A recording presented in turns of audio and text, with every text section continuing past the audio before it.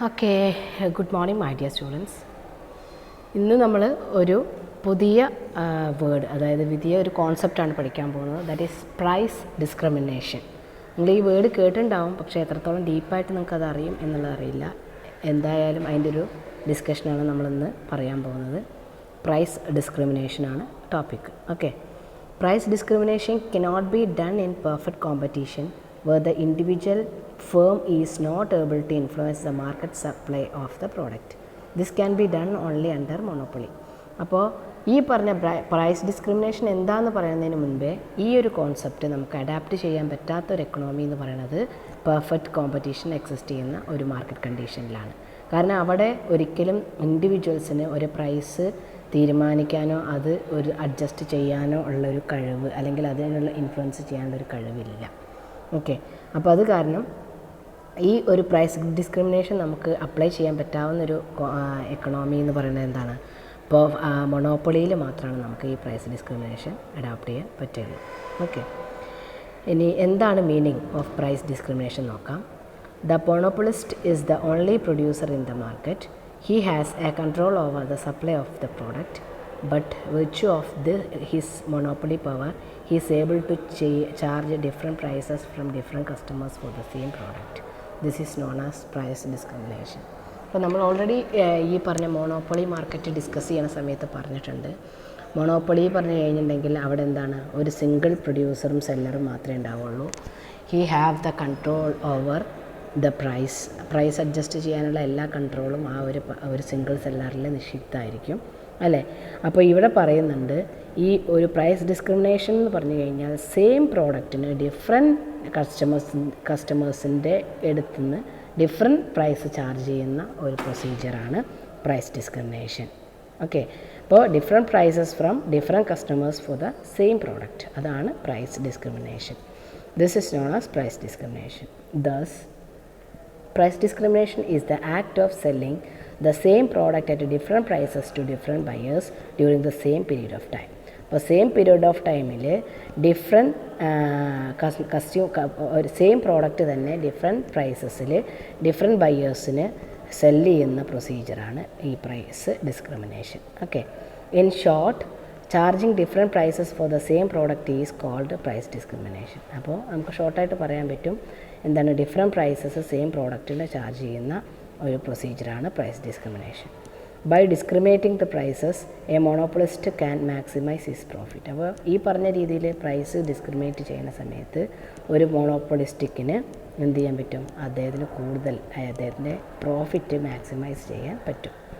ഇനി എന്താണ് types of price discrimination, bases of price discrimination എന്താണെന്ന് നോക്കാം. The following are the 6 types of price discrimination undertaken by a monopolistic. അപ്പോൾ ഇതാണ് ഒരു ഈ തരത്തിലൊക്കെ നമുക്ക് എന്താണ് പ്രൈസ് ഡിസ്ക്രിമിനേഷൻ ചാർജ് ചെയ്യാൻ പറ്റും. അപ്പോൾ അത് ഏതൊക്കെയാണെന്ന് നോക്കാം. First one, personal discrimination, local discrimination, trade discrimination, time discrimination, age discrimination, size discrimination. അപ്പോൾ ഈ തരത്തിലൊക്കെ നമുക്ക് പ്രൈസ് ഡിസ്ക്രിമിനേറ്റ് ചെയ്യാം. ആദ്യത്തെ പേഴ്സണൽ ഡിസ്ക്രിമിനേഷൻ പറഞ്ഞ എന്താണ്, when a monopolist charge different prices from different customers for the same product or service is called personal discrimination. ഒരു വ്യക്തികൾ തമ്മിൽ നമ്മൾ പ്രൈസ് ഡിഫറെൻ്റായി ചാർജ് ചെയ്യുകയാണെന്ന് വെച്ചാൽ അത് പേഴ്സണൽ ഡിസ്ക്രിമിനേഷൻ എന്ന് പറയാൻ പറ്റും. Example, doctor and lawyer may charge more fees from rich and less from the poor. അതായത് കാശുള്ള ആൾക്കാരുടെ കയ്യിൽ നിന്ന് കൂടുതൽ ചാർജ് ചെയ്യും, അതേപോലെ കാശില്ലാത്ത ആൾക്കാരുടെ കയ്യിൽ നിന്ന് കുറച്ച് ചാർജ് ചെയ്യുന്നൊരു പ്രൊസീജിയർ. അത് ഒരു എക്സാമ്പിളായിട്ട് പറയാം പേഴ്സണൽ ഡിസ്ക്രിമിനേഷൻ. പിന്നെ ലോക്കൽ ഡിസ്ക്രിമിനേഷൻ പറഞ്ഞു കഴിഞ്ഞാൽ എന്താണ്, ഒരു പെർട്ടിക്കുലർ ലൊക്കാലിറ്റിയിൽ മാത്രം ഒരു ലൊക്കാലിറ്റിയാണ് ഉദ്ദേശിക്കുന്നത്. Okay, the monopolist may charge a low price in one market place and high price in another market for the same commodity. അപ്പോൾ ചില മാർക്കറ്റ് പ്ലേസസിൽ ഒരു പ്രോഡക്റ്റിന് കൂടുതൽ പ്രൈസിൽ, അതായത് ആ ഏരിയയിലുള്ള ആൾക്കാർ എത്ര പ്രൈസ് ആയാലും വാങ്ങാൻ തയ്യാറാണെന്ന് അറിഞ്ഞു കഴിഞ്ഞാൽ നമ്മൾ ആ പ്രോഡക്റ്റ് എന്ത് ചെയ്യും, ഹയർ പ്രൈസിൽ വിൽക്കും. നേരെ മറിച്ച് സെയിം പ്രോഡക്റ്റ് തന്നെ നമ്മൾ വേറൊരു പ്രൈസിൽ ലോവർ പ്രൈസിലും വിൽക്കാൻ സാധ്യതയുണ്ട്. അപ്പോൾ അത് depends upon the purchasing capacity of that particular area, ആ ലൊക്കാലിറ്റി. അതാണ് ലോക്കൽ ഡിസ്ക്രിമിനേഷൻ. പിന്നെ trade discrimination, here the monopolist charges different prices for different uses. ഇവിടെ മോണോപ്പൊളിസ്റ്റ് എന്ത് ചെയ്യാണ്, ട്രേഡ് ഡിസ്ക്രിമിനേഷൻ പറഞ്ഞു കഴിഞ്ഞാൽ monopolist charges different prices for the different uses. Electricity board, for example, may charge higher prices for industrial use and lower prices for domestic use. അപ്പോൾ trade discrimination പറഞ്ഞാൽ നമ്മൾ ചെയ്യുന്ന ആക്ടിവിറ്റിക്ക് അനുസരിച്ച് നമുക്ക് എന്ത് ചെയ്യാം, നമ്മുടെ ഒരു പ്രോഡക്റ്റിനെ ഡിസ്ക്രിമിനേറ്റ് ചെയ്യാം. അപ്പോൾ ആൾക്കാർ ഹോംലി കൺസംഷൻ ആണെച്ചാൽ നമുക്ക് വില കുറച്ച് കൊടുക്കാം. അവർ കച്ചവട പർപ്പസിന് കൊമേഴ്ഷ്യൽ പർപ്പസിന് വേണ്ടി വാങ്ങുകയാണെന്ന് വെച്ചാൽ അതിന് പ്രൈസ് കൂട്ടി കൊടുക്കാം. അപ്പോൾ അതാണ് ട്രേഡ് ഡിസ്ക്രിമിനേഷൻ.